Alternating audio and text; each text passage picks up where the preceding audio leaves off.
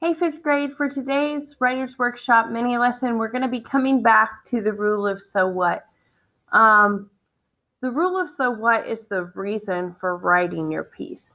And so sometimes when we're reading, we call the so what the theme. So it's the bigger picture, it's the message that you want readers to be able to take away from a piece and apply to their lives.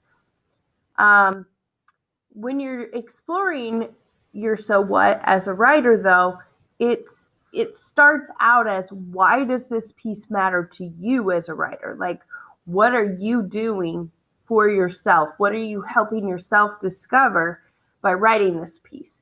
Not just, hey, I shared this experience with the world.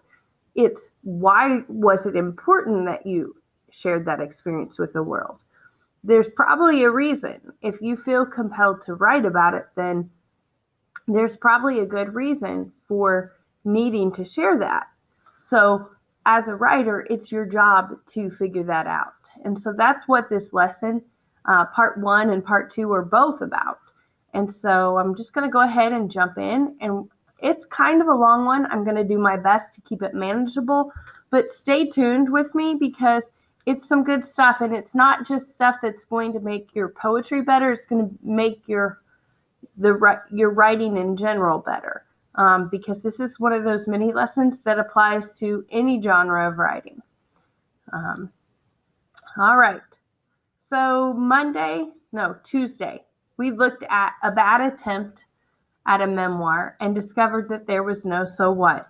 It was just a description of a string of lines. So it was just kind of like a string of, I did this, and then I did this, and then this happened. Today we're going to look at a different version of the same writing piece because I told you guys on Tuesday, Mrs. Atwell made that memoir bad on purpose so you could see the difference between a bad one and a good one, and what a piece with no so what looks like and what a piece with a so what looks like, and kind of how you get from one to the other. So be prepared to come back to the two pieces and share what you notice. I'm going to jump right in. I'm just going to refresh your memory. This is what we read on Tuesday, and it just basically talked about when she got rheumatic fever and how it didn't allow her to go to school, and she really couldn't manage even going up and down the stairs by herself, and so she started reading every day. Said she practically ate books, and that her mom had to go to the library all the time for her. It's an interesting time in her life, but it's just a description of that time in her life. It doesn't convey any special meaning as to why she felt compelled to write about this. And so that, even though this is interesting, it doesn't do the work of a good writing piece. It doesn't help the reader come to an understanding about anything. And as a writer, she hasn't come to an understanding about why this event in her life was significant.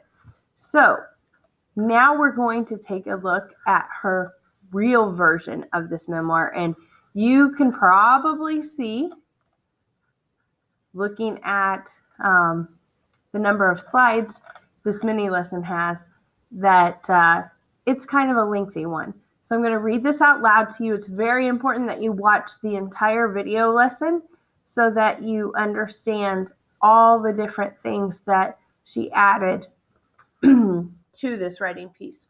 So I'm just going to jump right in. My secret garden. Mr. Ione told great stories, and his fifth graders loved to hear them, especially after we figured out that once we coaxed him into storytelling mode, he'd forget about the chapter from the social studies book, the spelling test, or the new vocab list, lean back in his chair, and narrate his life for us. The boys liked the stories about the rough neighborhood where Mr. Ione grew up. The more fights, the better as far as they were concerned. And the girls, or at least this girl, ate up tales about his early poverty, close-knit family, Catholic like mine, and childhood illness. He could always squeeze a few tears out of us by launching into the story about the disease that had attacked his heart and left him bedridden. That means confined to bed. He couldn't get out of bed for months. And then, when he finally returned to school, unable to run or play or even climb stairs, one of his brothers had carried him up and down the flights of stairs at his school. And on the days when his brother forgot him, Mr. Ione sat down on the top step and waited. I pictured him perched there in the waning sunlight, long after the bells had sent the other children laughing and shouting from the building, nursing a sick and broken heart and wondering when someone in his family would realize they were a child short and delegate a brother to fetch him. Of all his stories, I remember this one the best because of what happened to me that winter. I caught a cold that stayed forever. When I coughed, it hurt deep inside and I rumbled like a car that couldn't start. I'd never had such a long cold. One day after school, when I ran into the house from playing with my sister, my cough kicked in and wouldn't stop. Rose, my mother's friend, was sitting at the kitchen table drinking coffee as I barked and rumbled to and from the bathroom. "That doesn't sound good," she said to my mother. Mom sighed. "Does it hurt?" she asked. "Where?" "Your throat." I stood still and thought, did my throat hurt? Well, no, not unless I swallowed. Nope. I shook my head. "Can I go back out now?" "Yes, but only for another half hour. Then I want you in here to set the table. Did you hear me?" "Okay." Released from the attention of the mothers. Never a good thing. I tore out of the back door and down the creek to the creek to help Bonnie finish the new dam before dinner. Later, I would replay the throat conversation 100 times. Much later, when my own child looked feverish, I'd pose the question the way I needed and to answer it. Does it hurt when you swallow? 2 weeks later, when the cough was even worse and my knees and elbows hurt so much I couldn't sleep at night, my mother called the doctor. He diagnosed rheumatic fever. I was horror-struck. Mr. Ione's rheumatic fever had claimed me as a victim? While the doctor explained the ramifications of the rheumatic fever to my mother, I imagined my future, lying alone in my bed in my room, no school, friends, no gang of neighborhood kids, no skating at the Diener's Pond, no sledding at the town park, no snow fort in the front yard, no snowball fights with the booties, no life as I knew it, and no television. These were the days when every family had one TV set, a console that took up half the living room. When my father came home from his job at the post office at 5 o'clock, he carried me downstairs to the sofa where I ate off a tray, watched television, and listened to my family having dinner in the next room. At 9 o'clock, he heaved me back upstairs to my room, where I faced another 20 hours of seclusion and self-pity. At first, I slept a lot. I was exhausted from my symptoms and didn't have the energy to be bored. But after a few weeks, when the prescribed aspirin and penicillin kicked in, I began to feel okay. Then it was hard to keep still, hard to remember that this was more than a cold and that I needed to lie here and protect my heart until the doctor said otherwise. I missed school, but I grieved for play. Playing had been my life, outside in all seasons, inside with Barbie dolls and games with my sister and brother. Now what? One morning, desperate with boredom, I asked my mother if she could please go to the town library and see if they had any good books. I wasn't able to say what I meant by that or give any examples besides the World Book Encyclopedia, Nancy Drew, Cherry Ames, or Trixie Belden, and comic books, which up until then had comprised my meager experience as an independent reader. At school, I was an A student, but my reading was from textbooks. Every year from third grade on, I had a science book, an English book, a reading book, and a social studies book. There were no shelves of storybooks in my classrooms. Once a week, the teacher did take us to the school library for 20 minutes to choose books, and among the dusty volumes, mostly with copyrights from the 1930s, I had found Nancy, Cherry, and Trixie. Later that day, my mother returned from the town library with 2 books. I don't remember what they were. I do remember that by 5 o'clock, when my father came home from work, I had finished both of them. The next morning, as I lay in bed waiting for breakfast, I rehearsed how I'd break the news to my beleaguered mother. That means super tired and busy. She worked hard at the usual grueling mother tasks, but in addition, there was always a renovation project in the works, as she and my father tried to fix up the terrible house they'd bought for its good neighborhood. Now, she also served me meals on a tray and heaved me back and forth to the bathroom. She slid the breakfast tray onto my lap, and I popped the question, "Do you think you could get me some more books today?" "Are you kidding? What happened to the ones I borrowed yesterday?" "I finished them. I'm sorry, I couldn't help it." She stared at me. "Do you think I have nothing to do here all day but to go to the library?" She rolled her eyes. "All right, what do you want?" "I don't know, something good." And so began my mother's education as an authority on children's literature circa 1960, and my life as a reader of literature. She combed the shelves of our tiny public library and over time borrowed more than 100 books for me to read. That winter she lugged home all of Beverly Cleary, even Jean and Johnny. I worked my way through the entire series of landmark biographies for children and met Lotta Crabtree, Jenny Lind, Tom Paine, Annie Oakley, and my personal favorite, Frances Marion, the Swamp Fox. I read Little Women many times, Little Men, and all the Little House on the Prairie books. And then my mother found The Secret Garden. This one I had shifted again and again to the bottom of my book pile until the day before it was due for the return to the library. The cover was practically moldy, it was so old, and the title sounded silly. Finally, when I'd read and reread everything else in the pile, I cracked open The Secret Garden. To this day, I can close my eyes and bring back the feeling of pleasure and excitement that book gave me. It was just the story I needed. A feisty, unhappy girl hero, an invalid child, which means a sick child, who recovers and becomes strong, and a magic place that heals them both. "Mom," I said, "this book was so good. It was perfect. Please, can you find more like this one?" She sighed, and she tried. The Little Princess was good, but there was only one Secret Garden. My mother renewed it 4 times for me that winter and spring. Finally, in May, the doctor said I was well enough to go to school. I remember the first day back, the bear hug from Mr. Ione, the yellow dress I wore, the way the other kids weren't sure how to act toward me. It only took a few days to ease back into my friendships and the give and take of the classroom. Outside the classroom was harder. When we had gym, I had to stay behind in the room and help Mr. Ione. When he took us out to the playground for kickball, I sat on the bench and watched. I remember a day in June when I walked away in tears from a class party at a girls' swimming pool. It was too hard to sit in an aluminum folding chair with the chaperones and watch my friends splashing.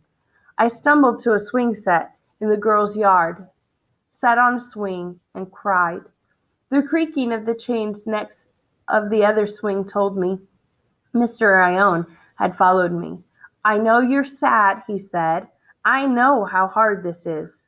"I know you know," I snuffled. He was the only one. It won't last forever. You can learn from this how to be patient, to get through something hard with the understanding that it will pass. This is something some people never learn. And sometimes when you're enduring a hard time, you find other consolations, new things that can make you happy. For me, it was reading. "Really?" I asked him. He nodded yes. "Me too. I read a ton of books, and I found this great one, The Secret Garden. What did you read when you were sick? I wish I could remember the titles he named. What does stay with me is the comfort I took from his words about patience and a feeling of solidarity deeper than our mutual victimhood. We were two readers together. Come on, he said, let's go back. He put his hand on my shoulder and walked me over to the pool and my friends and an event I would get through.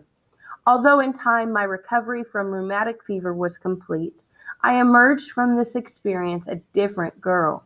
Maybe I was more patient, but for sure I was a reader. Rheumatic fever gave me 3 gifts that have lasted my lifetime. A sense of how my mother did her best for me, a passion for books, and the ability to read fast and with feeling. All that quiet time alone to read all those good books chosen by an adult who loved me changed me forever, made me happier, smarter, and unexpectedly more in touch with life and history and the world beyond than I had ever endured that bedridden than if I had never endured that bedridden winter. What are your observations and impressions of this version of the memoir? What did you notice happened to the writing when she pushed the story toward finding a meaning and an answer to the question, so what? Did you guys notice that, first of all, it wasn't just a description of what happened? We got to know the people that were in this experience with her. And it was those people that had such an impact on her. And she did figure out that this absolutely was something she wanted to write about, because through that experience, she became a different person. And she does a great job of sharing that with us at the end by saying that she got 3 gifts. So the year that she got rheumatic fever, it wasn't just a year that she couldn't go to school. It wasn't just a year that even when she got back to school, she had to sit out. It wasn't all of the bad things that happened. She was able to really say exactly what she had gained, because it changed her as a person. And I think what you'll find as a writer is when you feel like you just have to write about something, there's a reason that you just have to write about it. It has been a significant part of your life and it has changed you. Or there's been a huge emotional response that was involved in that memory, and that's why you feel compelled, because something you reacted to it in a big way. So if you think about when I shared my writing territories at the beginning of the year, a lot of my stories that you guys found humorous were ones that caused me great humiliation or embarrassment. And so that's why that memory stayed with me, and I learned and I grew as a person because I didn't want to repeat those feelings that I had in those situations. If you think about kiss tag in kindergarten, that was definitely an example of that. And it changed me forever. I realized, hey, kissing is not something that should be happening out on the playground. And it was a very big deal in my life at that time. Big 6 years old, learned that kissing was not something that you just did out on the playground with everybody. So if you think about, I know that's a silly example, but if you think about this example, it's kind of similar. So she went through a very difficult time in her life, but that time in her life changed her and made her into the person that she is. So this is your challenge as a writer for the rest of the school year. As you select topics from the various territories lists that you generate this year, as you feel that pull or itch inside of you that says that this is a subject that matters to me, can you go below the surface? Use writing to push your thinking and find the meaning in your experiences, ideas, and feelings. Can you ask yourself, so what? And in your conferences with me and with each other, can this be one of your agendas in asking for help? Is there a so what? Can you tell yet as a reader why I'm writing about this? Because it does nothing for you as a writer if you know why you're writing about it, but your reader can't tell why you're writing about it. So you've got to identify it for yourself, but then you have to find a way for that to come through in your writing. Okay? So we are writing with a purpose to be read and heard and understood. This is not a check the list, oh, I wrote this for my teacher. This writing this year needs to be about you and you sharing the thoughts and the feelings that you experience with the world, because I promise you, you're able to do that and say that in a way that no one else can. And that's what we're trying to figure out in writing workshop this year, is how do we communicate what we have in here and in here with the rest of the world, so that we can make a difference and impact others with those experiences and with the things that we have to say. So if you have any comments or observations or questions about this lesson, I know it was a long one, but hopefully you got the idea that that memoir, while it was very lengthy, it was so much better than the very first one that we read. There was dialogue, there were descriptions, we got to know people, and she discovered why this was something that she needed to write. And because she discovered that as she was writing this piece, we as the readers discovered why this is such a significant piece. And so hopefully that cleared some things up for you guys. If you have questions or comments or observations, or you need some help with anything, please don't hesitate to reach out and let me know. I love and miss you guys, and I will see you soon.